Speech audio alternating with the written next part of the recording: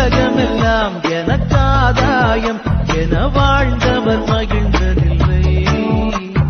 ஆன்மாவே எனக்காதாயம் என வாழ்ந்தார் கவலை இல்லை. அழியும் செல்வம் சேர்ப்பதா அழிய ஆன்மாவை காப்பதா? இந்த கேள்விக்கு பதிலாய் வாழ்ந்தவர் யார்? அவரே புனித சவேரியார். உலகமெல்லாம் எனக்காதாயம் என வாழ்ந்தவர் மகிழ்ந்ததில்லை.